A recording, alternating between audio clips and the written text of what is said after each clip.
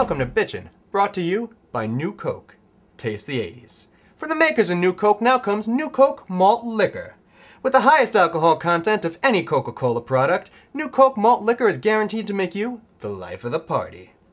Trust me, after 4 to 7 cans, you'll hardly taste that New Coke taste, but it only takes one to make you the coolest cat in the hipster parade.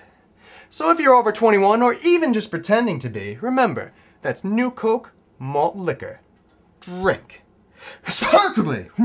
Excuse me. I'm your host, Nick Soapdish. Now, for those of you joining us here for the first time tonight, Bitchin is the only show that puts aside divisive notions of left versus right, Applebee's versus TGI Fridays, to focus our anger on things that everybody can hate together. Recently, I received some critiques about the show, which I'd like to address here tonight. They all boil down to one basic question, which is, Nick Soapdish, why the hate? Why can't you have a show about love? Well, Mom, nobody hates love, but everybody loves to hate. Your quiz question, which we'll answer at the end of the night, is going to be asked quasi-Jeopardy style, where we supply the answer and you have to guess the question. Your answer? Jive turkeys. Now, I don't want to alarm anyone out there watching tonight, but recently I came across the revelation that the world is going to end on December 31st, 2009. Like most revelations and sets of lost keys, the end of the world has been staring us down in the face for months. I don't know. We just weren't paying enough attention. I mean, maybe if society still frowned upon Twittering, somebody would have gotten their hands out of their pants long enough to take notice. It's just too late now. I received this information from the ancient scribes at Random House Publishing, who prophesied about the forthcoming apocalypse in this Yorkshire Terrier calendar. A calendar which, besides being a cute gift from moms everywhere, has accurately predicted every single day of 2009 so far, including full moons and Arbor Day. A calendar which also abruptly stops on December 31st, after which, nothing. What happens on December 31st, 2009? Well, nobody knows for sure. Some people say that we will enter a new age of enlightenment.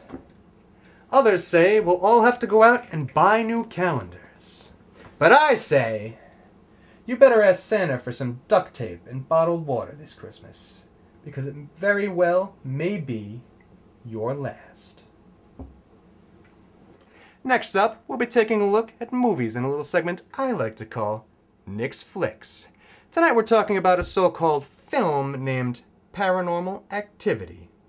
Now, as the former host of TV's While You Were Dead on the Horror Network, I have real first-hand experience dealing with real paranormal activity and exposing it to national audiences for what it really is. Creepy. And let me tell you, the only thing paranormal about this movie is that people are paying to see it. Sure, I only saw about 40 minutes or so while I was at a party on a bootleg DVD, but in that entire 40 minutes, did I see any spooks, specters, goblins, ghosts, or even just a run-of-the-mill mythical chupacabra? No. Just a couple of knuckleheads running around scaring themselves in night vision. As far as this movie's concerned, the only two lost souls used to belong to the husband-wife team who star in this home movie escape yawn fest before they took your cash to sit down and watch them be that couple. You know who I'm talking about. That couple. The one that everyone complains about after they leave the party. Over the last few weeks here at Bitchin, we've been receiving viewer email on a variety of topics, some of which we'd like to discuss on the show.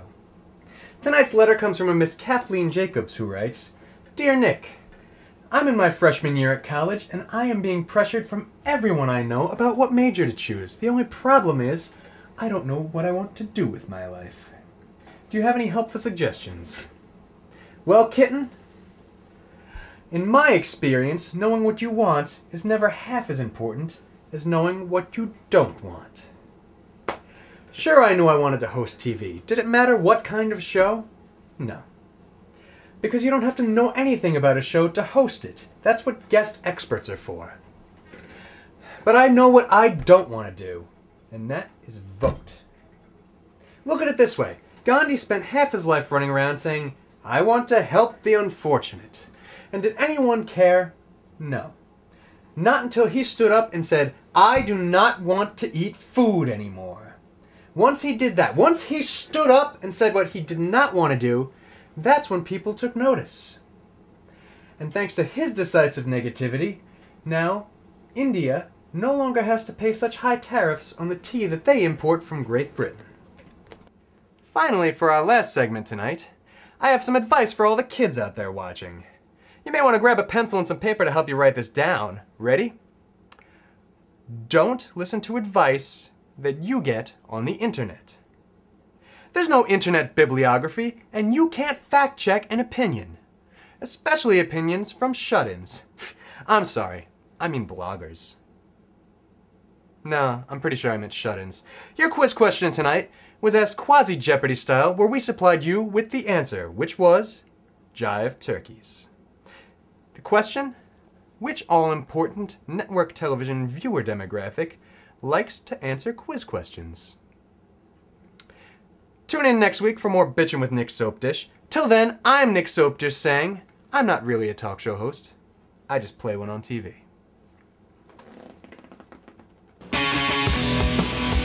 Rock